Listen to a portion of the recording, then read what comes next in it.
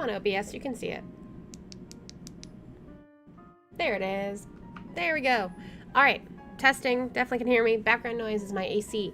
Also, background noise possibly in about 30 minutes. I have a giant thunderstorm rolling in, which is applicable because we're in the middle of a thunderstorm and a crazy, crazy time right now in the mansion. Hopefully I get through it tonight. Tonight, before the baby wakes up. Wow, that's the thumbnail, and I somehow ended up getting it right here. I thought I saved after this. Yeah, I did. Weird that it continued. It must have had like a checkpoint type of thing there. Well, we're just jumping into it. I'm hoping I can get it all done. We'll see. I still have like half of Luke's story to go. Well, without further ado, let's get the spooks. She laughs all the while, a harsh, agonizing sound that goes on for what feels like forever. Until there's nothing but silence, and her horrid smile and pale hands are reaching out to me, calling, beckoning, pleading. I'm terrified. I really am, like I should be. Yeah, I should be terrified of this ghost. But I have never been one to truly stay afraid. I've long learned that fear will not get me anywhere. Well, level head. Oh, I'm a little cold. I gotta pull the sleeves up, you know, when you're a little cold.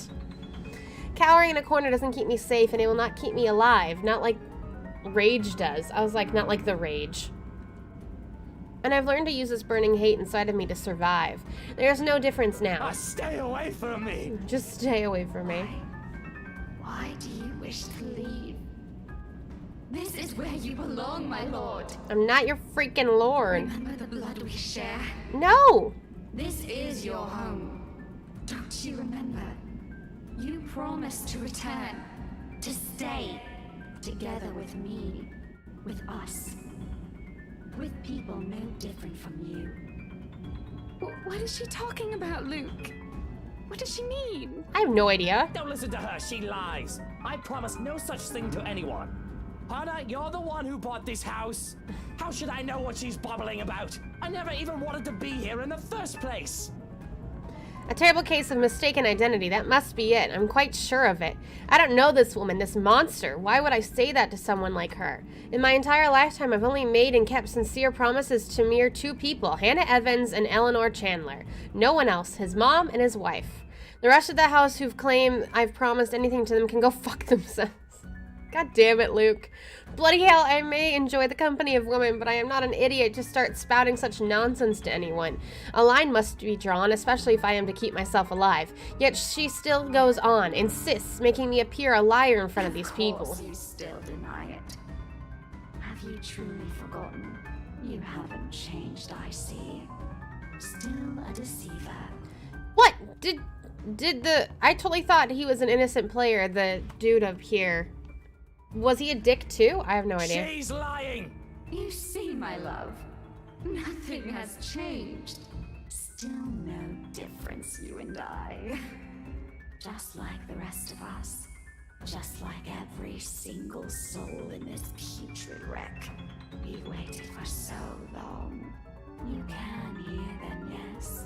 Their pleas, their calls, their invitation. Come, my lord. The house seeks its master. She, the monster, reaches out again, her hands a gory, abhorrent sight, along with that smile that spreads across her face. My body's already moving on instinct, stumbling back one step at a time in a desperate bid to be away from her. Anything to put distance between me and this vile creature. No matter what she says, I am nothing like her. I need to get out of this house, out of this country preferably, and take Hannah with me. We can start a new life out of this dreadful city and start a family. There's nothing for us here. Her parents are long gone, and nothing to keep us tied to this place. Shrokin has likely been taken by this woman. I mean, I heard their valet's screams at the end of the last one, so I think so. And he's not what binds me to this wretched city. I only need Hannah. We can leave. We can... Luke. My foot steps on something, sending me sliding on my back and flat on the floor. Beside me, a paper. Oh, God, the help me one. A familiar one flutters down. It's this thing again from the open house, though it still feels like a gimmick and more like a threat with the recent events. They must have fallen from one of the peasants in the commotion earlier. For a moment, they appear conflicted to see it in my hands, but wisely keep their opinions to themselves, leaving the damn thing to simply bear its grisly message for everyone in the room to see. Help me. Is this it? Is this what they've been telling us? Why everything in my life has gone to shite? Because of some stupid old letter? An invitation indeed, one I am not willing to accept, not at any time. From the top of the stairs, the creature moves again, drawing my attention back to her. Her gait remains slow and awkward as she walks forward, that smile never leaving her. But I won't give her the chance. I am not dying here. I am certainly not giving myself to a hideous creature like her either. Adrenaline kicks in, and despite panicked gasps and worried glances from Daisy's friends, I pay them no mind as I reach for the main door, and without warning it slams open, revealing not the mansion grounds like I am expecting. Before my mind can even comprehend what's happening, black tendrils have already coiled tightly around my limbs, dragging every person in the foyer into the room. None of us even get to scream when darkness completely envelops us upon the doors closing. Understand where your place is now, my love. No. You belong here. Is it so difficult to grasp? We've been waiting. There's a moment of panic when the feeling of tendrils around my limbs finally dissipates. As soon as my eyes adjust to the darkness of the room and I'm on my feet, I'm reaching for my knife and holding it out, watching and waiting for every movement, using it as a way to put distance between me and these peasants. Who knows what they'll do now? We're all desperate to get out of this house. There's only 7 of us in the room, 4 of them friends at that. I cannot trust these people not to turn on me. Bloody hell, even Hannah's giving me the same looks as them now. Though Mint has already gone loon, crouched in a corner and muttering to herself, because Mint has been stuck in their basement for 3 days. You can't really say anyone's safe from her. If anything, she's the one I should watch out for. I cannot trust anyone. Not anymore. Not after this. Despite the pleading looks Lily shoots my way, while they all huddle in the corner behind steel and feathers. But I have to remind myself that even people like her are capable of doing the unpleasant. She's only human after all. It's never an excuse. Why even Hannah has her cunning manipulative moments, though she does it much more subtler than I. Why else would Lily show us this letter that day if not to save herself? I guess that backfired on her now that she and her own friends are also stuck here. Still, I have every right to be livid. Everything that I've built has fallen apart. All because these people came into our lives. All of you! This is all your fault! If I've died to this bloody curse, I'm taking you all down with me! You know, he's accepted that it's a curse much quicker than I thought. Put that knife down, Lucille. Mitchell Wright. Hey now, Mr. Wright. I know the situation ain't good, but we have to calm down. We're all in the same boat here. You shut your mouth! If it weren't for you, for this letter, for all of you, none of this would have happened! And blaming everyone in this room isn't going to get us out of this place. Thank you, Hannah. Please put that knife down, darling. You might hurt yourself. Are you taking their side? God, no! You're also stuck in this nightmare, Buttercup! What about the children? Aren't you the least bit worried about them? That creature is out to get us, and you're still defending these people! I'm not defending anyone, Luke. I'm just trying to be reasonable when you're clearly not. Oh, of course you're not. You're just the one who bought this bloody mansion to begin with. If I didn't know any better, you did this on purpose! Why, no. Why would I ever do that? This was only meant to be an anniversary gift. For you. For us. For the family we're going to have. Right, anniversary gift. Oh, here's your gift, darling. Oh, by the way, there's a curse included in that package. I hope that's all right. Are you really that eager to get rid of me? Oh my god, that was quite funny. Because if that's what you've been meaning to do all this time, you might as well just put a knife in my back while I'm... Suddenly, Hannah steps up and slaps the knife away from my hand. Damn, girl. Said knife slides uselessly under the table, out of my reach. Before my mind registers what's happening, a sharp blow explodes in the side of my head, sending me reeling backwards. Hell to the yeah! Soul Fist achievement unlocked. Hell yeah! I'm glad she did. I'm glad she slapped the knife away first and then punched him so he couldn't do anything crazy. She really stands before me afterwards without even batting an eye, glaring at me as if she might just rip my head off in this instant. I mean, she might, honestly. Sometimes I forget. Don't you dare, Luke. Don't you dare imply I've ever thought of you that way. I'ma just print screen that real quick. How did I skip text? The Hannah is never the weak woman I believed her to be. What? Oh, I guess I skipped her dialogue. I didn't mean to. How did I come to think of her as such? She used to be someone I can look up to, isn't she? When you look at her now, the way she stands tall facing a man like me, the same way she's done so all those years ago, I can't help but think, am I not responsible for taking that part of herself away from her? Kinda. Enjoy your time as Mrs. Luke Wright. What a bunch of shite. Realizing this, I can only look away when she reaches up and places a hand on my face. Gone is the anger in it, and only a soft smile remains while she looks at me with a shine in her eyes. The 7 years we've been together I've only been nothing but a piece of shite to her. Yeah. Yet here she is, still smiling at me the way she did so many years ago. It's impossible not to feel like a complete and utter trash like this. She also has an uncanny way of doing that to me, really, especially when she takes my hand in hers and places it right on her tummy. Right where the 2 babies are still growing, ours. Love, look at me. We've already talked about this. If we are still going to do this, it has to be the 2 of us. I will stay with you, but things are going to have to change if we want this to work.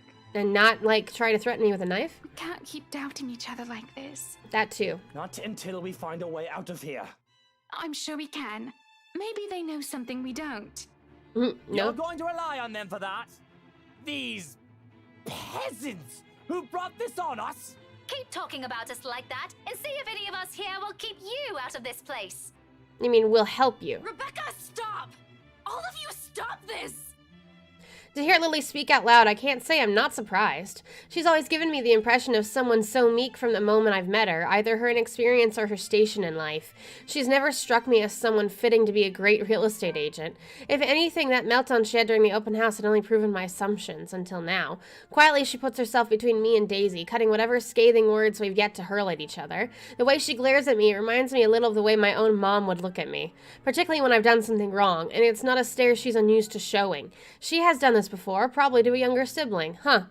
If she only sees us now as a pair of squabbling kids and not 2 mature adults, well, that's only to be expected. No doubt that's how she sees us. For a long moment, there's only silence in the room. Steel, the big oaf, doesn't even dare break it, neither does Feathers. With both merely watching us, bunch of wimps, these men. Not that it matters when Lily starts speaking again, after some of the anger and tension has lifted from the room. Stop this, please! With or without that damn piece of paper, A deep breath. An exhale. And then she closes her eyes, a crease forming between her eyebrows while she grips her hand tightly in front of her. still would have ended up in this mess. The atmosphere that descends into the room right after that, the admission is anything but pleasant. Can I call it that? An admission? It seems like from the way her eyes nervously flick between her friends and I, she appears to know more than she lets on, and how she makes herself appear smaller after dropping that bomb on us doesn't sit quite well with me. Impatience is something I don't have the luxury of having right now bestowing upon other people. What else does this girl know? What else is she not telling us? Because from the looks of this, even her friends have no idea what she's talking about. I agree it wasn't about the letter, but yeah, I surprised she's sat on this the whole time. Unwilling to wait, I grab her arm before she retreats without explanation, waving the letter still in my hand in front of her. Sir, you're hurting me! Hey, hands off her, right? Fuck off, Feathers. I have questions for your friend, and she better have the answers. Fuck off, Feather. Luke, will you stop taking it out on every single person? Your friend is hiding something, Daisy. He's not wrong. She struggles for a moment, but my hold eventually forces her to look up at me. Fear and uncertainty spreads across her features, especially when her eyes land on the damned paper. As much as I want to be considerate right now, I want answers. You mean, Lily? I'm not sure about it. Don't give me that. You know something. Thank you, Luke. No, please, sir. I know the paper's useless, okay? At the mention of the letter, all of a sudden Mitt stands. I've almost forgotten she was here. Her ramblings have faded away in the shouting. Without warning, she snatches the paper out of my hand. It's a miracle it didn't rip right then and there, but with the way she glares at it, I think she may want to do exactly that. We should have gotten rid of this thing. We should have burned it at the first opportunity we got. No, even if we rip it to shreds, it won't do anything. I think... You don't know what I've seen, Santos. There were children! Victims! All because they had no idea what this thing will do to them. Oh God, those poor souls! They were screaming and begging before she... Then what about those people they mentioned in the news lately? All those who died? My coworkers? The open house clients? None of them had seen it. Even Rose. And yet they're all dead. I should know. That letter has been with me since I picked it up. And I swear I didn't make copies of this thing. Even if I wanted to save myself, I wouldn't do that to my friends. Or anyone. Is that what the trip to BRC was for? Yeah. Yes, I'm sorry.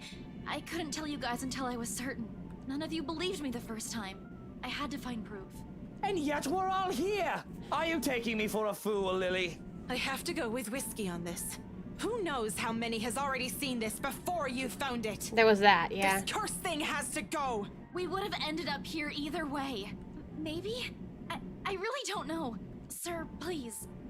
All I know is that paper isn't the reason why all of this is happening. There's something else that... This place. Steele's been quiet this entire time. The sound of him talking, however whispered it is, still manages to catch us all off guard. We all pause, turning to him with likely the same question in our eyes. I just remembered something, a friend told me. The professor, I'm assuming? I need to catch up on to wherever we are. Oi, still going. Still go. Holy crap. Go. Go. Oh, oh, oh, oh. We seem to be moving fast through this, but we have a lot left. I don't know if this is the end. You know, stuff about ghosts or curses. You probably don't want to hear it. No, it might be something. What about this place, Zach? There's still a moment when he hesitates, but Lily's urging eventually spurs him into speaking. Remember what I told you the last time you and Ash visited? A few days ago? You mean what Andrew told you? Those were just stories, Zach. It might not even help. Regardless, Steele pauses when he allows Lily to remember. I don't remember exactly, but what, like a wraith or something? Soon enough, whatever it is, dawns on her face, and her face lights up with something like hope. Of all things in this nightmare, hope? Her head snaps up and she reaches for Steele's arm to give it a squeeze. Reassurance or confirmation? The meaning is lost to even Daisy, who glances at them baffled. Well, what are you... Oh, she's just agreeing with Becca, him. it's this place. What? You mean, like, burn this place down? I still think we should get rid of this letter before we start thinking of destroying a place with some historical value. Just burn everything. That's my mind. What? No! We are not burning a multi-million-pound mansion, you peasants! I just spent a fortune on this! Seriously, Luke. Are you really more worried about that? And it's Hannah's money, not even his. Magic! Millions! It's gonna take years getting all that money back! Well, you certainly won't be getting any of that money if you're dead. Really, Luke? Is that more important than your life? Bloody fucking hell! Not only do I have trespassers on my property, but they're also arsonists! It's not only that. Think about it. Then they proceed to tell me some ridiculous narrative about the supernatural. Stories about ghosts, legends, curses, born out of great anger and pain and whatever else people used to scare children. Not that I believe any of it, as if knowing will help. Bunch of loons, these people, officially off their rockers. To think I'll be stuck in this nightmare with people like them. What did I ever do to the world? Of course, it's all absurd until... I think it's just like what the professor guy said. Just like that old story. What is the story? Mansion and some other thing might be keeping her here. You know, something he wanted in life, but never got to have. Something like that. And it's clearly Luke. Or... maybe it's not something, Zachary. Thank you, Daisy. Someone. The who doesn't have to be uttered out loud. There's only one person in this room the woman calls after. Every single one of them has heard it. Bloody hell, it's a reluctant shift in Daisy's eyes when they flicker over to me, though only briefly. She's also holding information of her own. Perhaps a realization she just had. Doesn't matter. I know when people have slowly started to turn on me. How do they think I lasted in this cutthroat world? Betray them before they do the same thing to you. Put a knife in their back before they can act. Kill or be killed. Survival in a nutshell. What now? Are they going to throw me to the creature? See what happens to save themselves? I am no fool. No. You're all in on this, aren't you? Are you people implying that my husband, that we should just... Of course! Of fucking course! Luke, that isn't what I... Are you all going to stoop that low? It's nothing like that, Ash. All we're saying is that maybe he might be able to do something about this. Drop it, you guys. We're not leaving anyone here. Thank you, Ash. Just like that, their bickering begins anew. Bloody peasants. My head's already aching just listening to them, to think this is the only solution they can come up with. I should have stabbed them all and made a run for it. It doesn't help that with each second we spend talking here, the crazier this whole place gets. The voices have become louder and sounding more vicious. If the things in this room start floating, mark my words, I will fucking flip out. And they may not be thinking of it right now, but eventually they'll turn on me. Such is the nature of humans. Better find a way out of this place as soon as possible if I want to stay alive. Fuck, I still have so much to do. None of those choices seem sound, but who knows? We don't understand a shite about this place. Might as well try everything, yeah? Whatever works. If I also have to be the one to make that bloody decision, then so be it. Less room for errors with the only sane one doing the thinking. On the off chance I'm wrong, well, they suggested it. Burn the letter, burn the mansion. We're burning the mansion down. Wait, I need to see where I'm branching.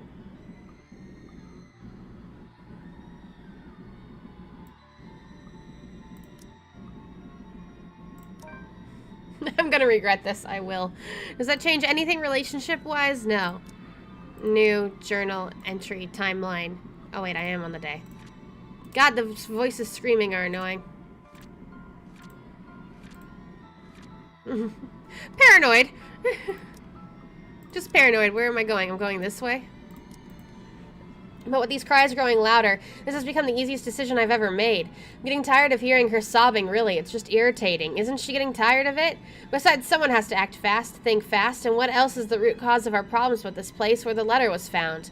No need to make things more complicated. It started here. Why won't it end here? If Lily said is true, then there's all the more reason to destroy it. Put an end to this madness before someone thinks of putting this blasted place up on the market. When I get out of this place, I swear I'm suing a bunch of people. Run that estate company to the ground if need be. We've spent millions, damn it. Millions. With a sigh and perhaps a heavy heart, I open one of the drawers on my study table, taking out a bottle of liquor out for myself and passing it to every occupant in the room. They accept it, but not without the look of protest or confused glance my way. If this does shut him up, so maybe I'll have done something good. This isn't the time. Even more when I pop the cork off and pour the contents on the floor. What are you simpletons waiting for? I like how she just assumed he was gonna drink. We waste no time dousing the whole room, the smell of alcohol filling the air. If I didn't know any better, I'd say they were more eager to set this whole place on fire, and the blaze catches easily in the room when I set it alight, using the blasted paper as kindling. With the whole place drenched with wine and all the manner of things alcoholic I've been hiding from Hannah, the small fire soon turns into an inferno. In a matter of seconds, we're out the door. It doesn't exactly lead where I'm hoping it will. Yeah, it's clearly everywhere. Although ending up in the kitchen does give us more reason to play like a bunch of pyromaniacs. Finishing the liquor stocks from the cupboards, we also do the same thing we've done to the study. Door after door in every room we pass, pouring bottle after bottle of expensive aged liquor and setting everything on fire only to leave once the blaze has started in earnest. When we run out of liquor, we simply drop the bottle and take one from the many nooks that I've stashed one. Thank God he's such an alcoholic. And there's no lack of it here. The hard stuff, the shorts, the watered-down kind, gifts from distant relatives, friends, so-called friends, you name it. I've made sure there's always one within reach. How many of these things do you keep in this house? A lot. I always have a few bottles in the bedroom, you know, the parlor, and the dining room. Everywhere. And now we're going down this route. What is all this extra stuff? I've just skipped a bunch, didn't I? Holy crap, how much did I just skip? I'm guessing it's if people are dead or not. You know? Oh my God, I'm still going. Different conversations if people were dead. Holy crap, I've just bypassed so much. I might be ending this today. Holy crap, I like how there's this one and this one. So is this everyone alive and everyone dead and this is the middle? Depending on who's alive and who's not and who's dead? That was confusing. Oh my God. I am really ending this tonight. Today. Maybe before it even rains here. Holy crap! Oh, there we go. Oh, I wonder what this decision would have been. And then we're at the ending. Holy crap, we're at the end, guys! We're at the end! I was right! You have problems, man. Yeah, he does. Well, isn't this the time to discuss them? God damn it, Luke. It turns out it'll all be useful now. Not to drown out my sorrows, but for this wonder of wonders, though I suppose I can now say it also saved my life. But there's no time for some introspection now, because with each room we pass and burn, the place also becomes easier to navigate, as if by slowly righting itself, returning to what it's supposed to be. Soon we finally find ourselves standing before the main door. The strong odor of burning wood, cloth, and varnish alike wafts from under the doors and of the rooms we've previously torched, slowly filling the hall with thick black smoke. The blaze has also started in earnest in every part of the house. I can already feel the heat sipping from the rooms that I've set aflame. In the matter of minutes, the flames will engulf the whole house. Fittingly, that is when she appears again before us, watching us from the top of the stairs while her world goes up in flames around her. However, what catches my eye is the expression on her face, not the vile smile I've grown accustomed to, or the one where her eyes gleam with complete hatred. This one? Forlorn is the only word I can use to describe it. Please, help me. Help me, please. No. Can the dead still feel? Can she hear us? Or is that merely another one of her tricks to trap us in this nightmare? Like this, however, she seems almost like the woman she used to be. And I don't waste any time pondering over it, not with the exit just a few steps away. The doors finally open, and through it I catch a glimpse of the outside world. Safety. However, I do turn, if only to see the last of her. A fair well, more than anything. For all of her attempts to lure me, draw me in, her wishes to be with me, she does not stop me when I finally run from this horrid place. Quietly, she disappears. Bye! Light it up! Achievement unlocked. Thank God. Watching a multi-million-pound house burn before me, for some reason, nothing about it bothers me. Exactly. Maybe it's one last look on her face that has changed it. Maybe it's what I've seen and heard inside. There's only a calm, a stillness, the same hush that comes after a terrible storm has swept the countryside. And with it is the sight of sunrise above the horizon. Ever so slowly the sky begins to lighten before my eyes. Darkness giving way to the warm morning hues, soft rays spilling over the vast expanse of Luxford's countryside. Nearby the trees sway and rustle with the breeze, passing draft that carries even to this room from outside, cold enough to make me shiver. It reminds me the remains of a storm that has passed. In the distance I can hear the soft chirping of birds, while the rest of the world stirs and wakes. Dawn at last, and we are free. Was that it? Let me see the last timeline thing before I get to the ending. Look at that photo! Despite initial protests, Luke agreed with Isabella Santos. He began dousing the place with alcohol and setting it on fire. Sure enough, as the flames engulfed it, it returned to the original state, freeing them. Outside, at the first light of dawn, the mansion burned to the ground before their eyes. It's over. I appreciate the clarification here that it freed the ghosts that were trapped there, because there seemed to be a lot of people who were trapped in that place. Epilogue! Like the flames that engulfed the mansion that night, whispers quickly spread across Luxford City after the incident. Officers who investigate it have simply deemed it an unfortunate accident. Regardless of the truth, Luke Wright files criminal charges against Briar Realty Corp. After the undisclosed reasons to the public, forcing the latter to declare bankruptcy. What were these? If they were dead, I'm guessing? Interesting. A move that has merely stoked the rumors further. But for those who still believe the stories of the old and those who know the truth, it is but a testament to the curse and the secrets of the oh my god mansion has hidden for centuries. If there will come a time, those will finally be revealed, only the ashes of the now ruined mansion know. However, on nights when the wind howls and thunder booms across the sky, some still claim hearing the voices of where it once stood, of cries and wails that fill the nights and desperate calls for help of anyone who dares listen. As for those who once tread its halls, despite their problems, Luke and Hannah Wright, his pride and joy achievement unlocked, managed to salvage their marriage. Look at their kids. Aren't they free? He better stop cheating on her. I swear to fucking God, Luke. And he better have stopped drinking. Not without its fair share of challenges, of course, especially for Luke, yeah. But for the sake of their children, he tries, although the man still fears fatherhood, afraid of becoming like his father was to him. However, with a little help from Hannah, he eventually comes around, especially when the twins were born.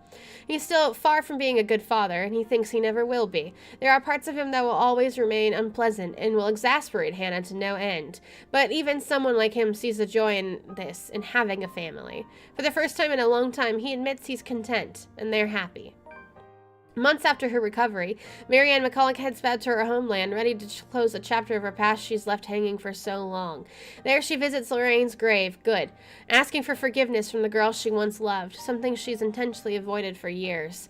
Although the terror of what she witnessed inside the Ermengarde mansion still clings to her, she bravely chooses to move on from it, turning a new leaf by focusing a new branch of her interior design company, and in leaving her interior design company at Luxford in the hands of her secretary instead.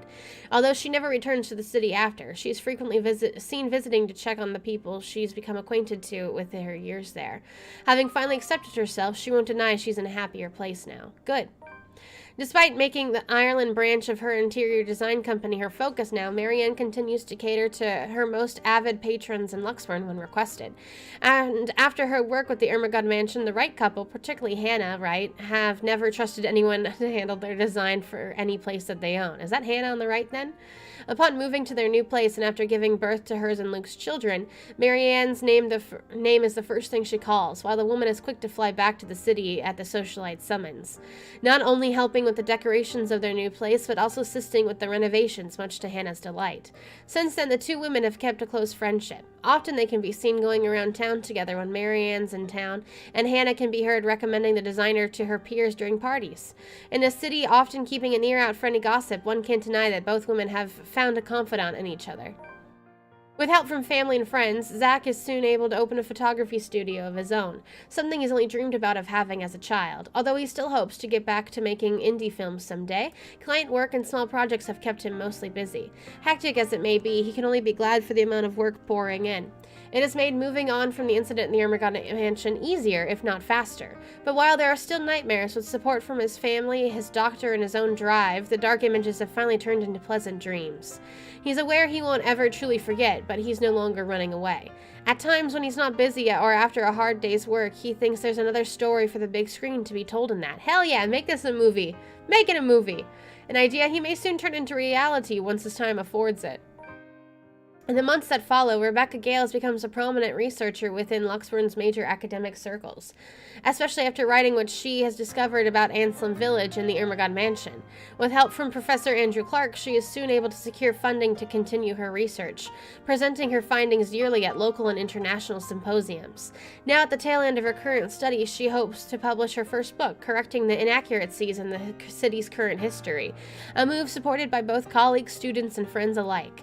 Though she knows she still has a long way to go before she can even begin to change people's minds about it, Professor Clark has warned her as much. She perseveres, doing it not for herself, but for the sake of history, and future generations must never forget.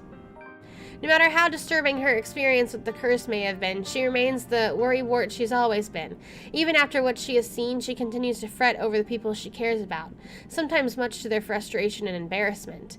But if there's one thing that has shifted, it's her relationship with the people in their little group, particularly with Zach. In fact, on numerous occasions, she has been seen dropping by his studio, bringing the man food on days when he's swamped with work. They also seem to have grown more comfortable around each other than before. Maybe it's born out of their shared experience, or maybe the way they've seen each other has simply changed naturally due to the years they've known each other. You know, I kind of ship it. Zach would calm her down a lot. I know they weren't a romantic pairing, but I kind of ship that. Where is she? Rebecca. Although it's the same. They never really had an opportunity to go up or down, I think. Or if they did, I didn't notice. Yeah, Ash is the only one she didn't get. Which is sad. I could have had them all be okay with each other. Regardless of the whys, it's a chain the man welcomes and appreciates. In turn, he strives to return her kind gestures whenever he can. For all the horrors they've seen, who would have thought something good would come of it? Things have inevitably become strained between Frey and Rebecca in the months following her confession. With their lives getting busier, the two have eventually drifted apart. That's fine with me. That's fine with me. Although neither talks about it, and the teacher still strives to forget an old love, it's clear in Rebecca that there are still feelings left she couldn't let go of. Yeah, she needs to let go. If anything, however, this has only made it obvious how much has changed between them, and how much she has clung to the idea of Ashton from their younger days, the one that may not have been there in the first place. Merely an idea for the starry-eyed young girl.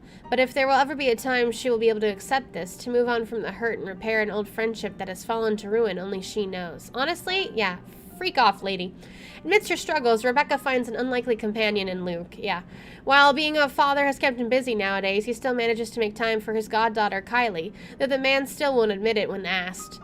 Rebecca still regards the man as insufferable. She doubts it'll ever change. But after all she has seen, as much as she denies it, she now considers his presence the closest thing she has to comfort. A similar sentiment the businessman seems to hold, even confiding to the woman of his own problems and fears, things he couldn't voice out to his wife.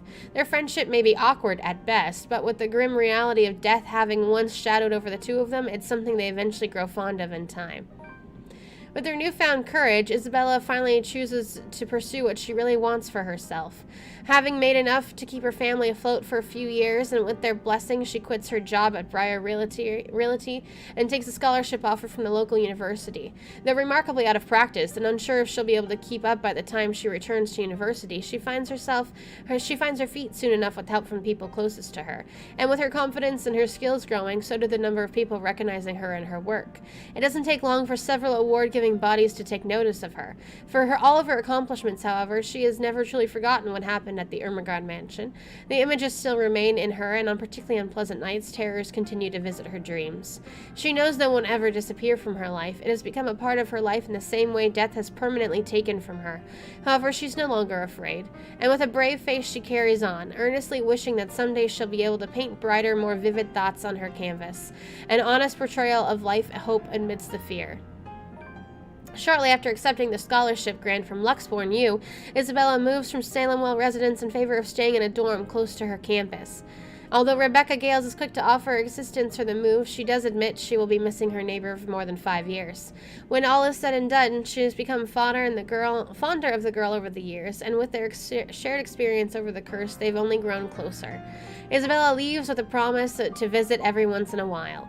And even though she still jokingly complains about Rebecca's bossy attitude, she confesses that she also misses the woman's fussing. After all, in place miles away from her real family, Rebecca is the closest thing she has to a sister. More than a year later, once everything in their respective lives is settled, Zachary Steele and Isabella hold their first exhibit together, a project that has been in the making for almost 2 years after the photographer casually brought it up to the other artist. While merely intended as a small event, it has been surprisingly attended by several members of Luxborn's upper class and art enthusiasts. Although only a few of the pieces have been meant for sale, the show has brought prominence to Zach and Isabella's name in the city's art scene. It has since been followed by several other exhibits by the two, both in and out of the city. Currently, they are planning to hold their first show overseas. Yet even with the unexpected, overwhelming fame, friendship between the two has remained strong. Theirs, after all, is a bond that goes beyond being mere partners in a small project. He's her family as much as she is his. While she's aware she still has plenty of ways to go, getting back to school but also has opened up a lot of opportunities for Isabella. At times, part-time work have started to come in droves, and she is able to support herself financially through her art alone, though something she only dreamed of as a child. When clients are generous enough, she is able to send money back home as well, despite her family's reassurance.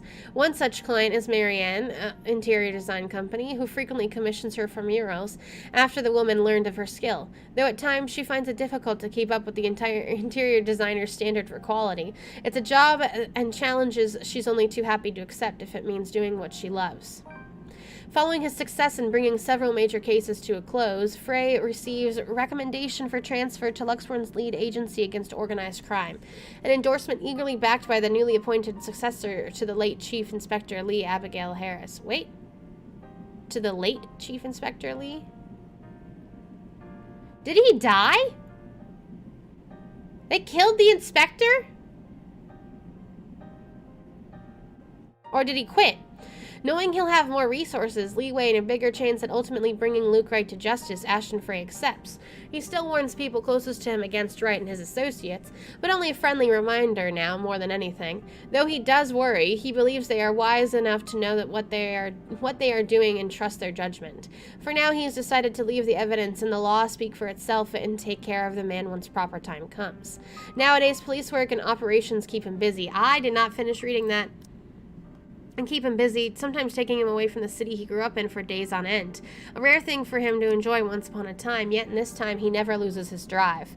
Simply growing more determined after finally finding a clear purpose close to the rush and excitement that he dreamed of as a child. Although Ash still keeps mum about specific details of his work, his experience with the curse has slowly taught him how to open up, especially to those who he knows that genuinely care for him. He still has a long way to go, he knows that, but for the sake of the people who are still with him, those who have chosen to stay, he hopes that there will come a day when he no longer has to hide behind his own lies. A day when he is no longer afraid of facing the truth of his own words. On his off days, Ash is usually seen loitering around Zach's studio, either to help him out on one of his pet projects or exasperating the man on purpose. Either or, it's mostly the latter. At certain times, he'll volunteer voucher to model for one of Zach's projects, in spite of the photographer's reassurances that it's not needed. Regardless, Ash insists before complaining about how meticulous the whole process is hours later, to Zach's utter amusement. Though sometimes they may get into small trivial arguments, things have stayed cordial between the two. If anything, the ordeal they've both gone through has merely strengthened the friendship the detective didn't expect to find in anyone. A bit of fumbling. Heart song achievement unlocked. This is a cute picture, not gonna lie. Very cute, I approve. After a bit of fumbling, a few missteps here and there, and the moments of briefly allowing their uncertainties to hang over them, Frey and Isabella finally find a rhythm. Theirs isn't a soaring love story by any means, nor is it a happily ever after, often told in picture books. The girl has only ever dreamed of having in childhood. Far from it, in fact. Despite what people glimpse their eyes or glean in their gestures, they both know better than to cling to ideals. A stranger will say they're in love, hopelessly, genuinely, and there is certainly truth in it. One only has to look. However, what they never see is this. Beyond the soft smiles, fleeting glances, and gentle touches only meant for the other, is a grief, a terror that never seems to lift, constantly filling their nights in echoes of an unforgiving wail and unwelcome dreams that stirs either wake in darkest hours of dawn. It has never truly left them, and it never will, in the same way the light scar on Ashton's hand will never fully heal, or the horrid images in Isabella's mind will never fade. How did he hurt himself? Interesting.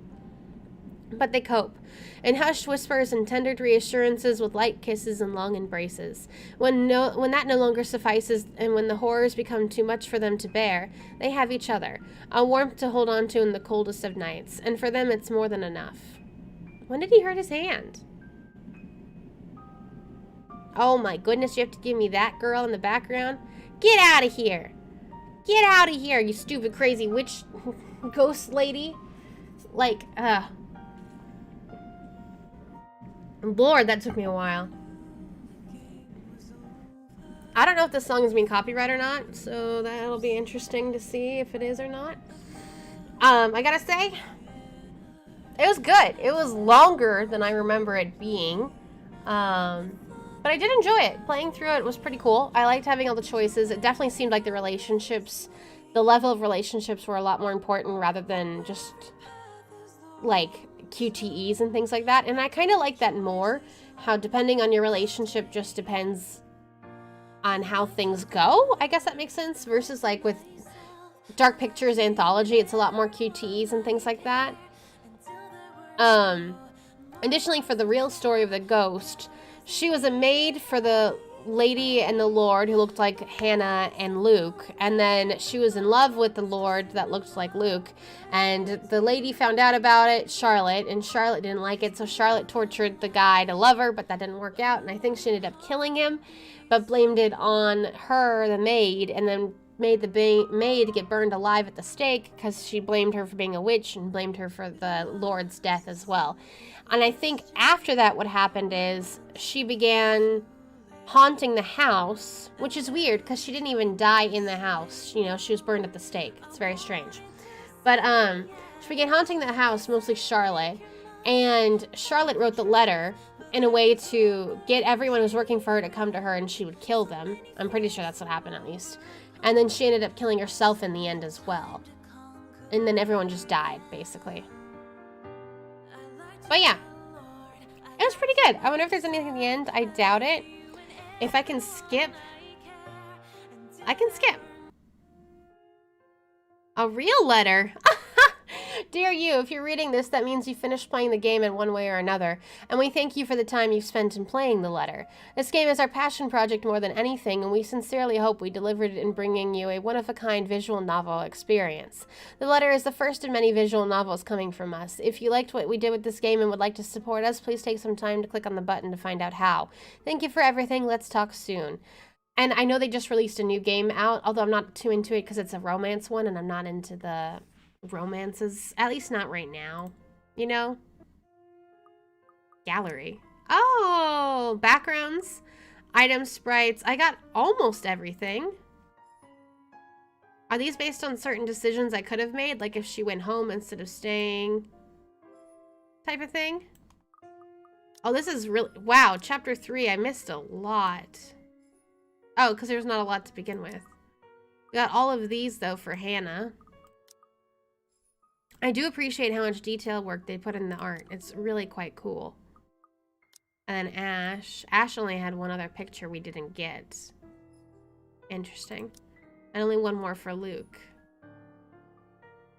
Interesting. Huh. Backgrounds, items, sprites. There's more? More items I could find? What? It must have been like other... I cannot imagine how long it would take to actually get 100% on everything in here. Oh my god, there's a lot here with Rebecca. Damn, Rebecca. And then with Ash. And then even for Luke, yeah. Damn. CGs. Oh yeah, I didn't get any memory fragments or miscellaneous, which is fine with me because I didn't want to get any I think the only way to get them is if you kill everyone. You know what I mean? Very interesting, the different things that could have happened here. Oh my god, there's so many. And these girls. Oh yeah, the video with the kids. The kissies, those freaking ring shit. And the epilogue, individual good. I didn't get individual good for Luke, apparently. Huh, I wonder what I could have done to do that.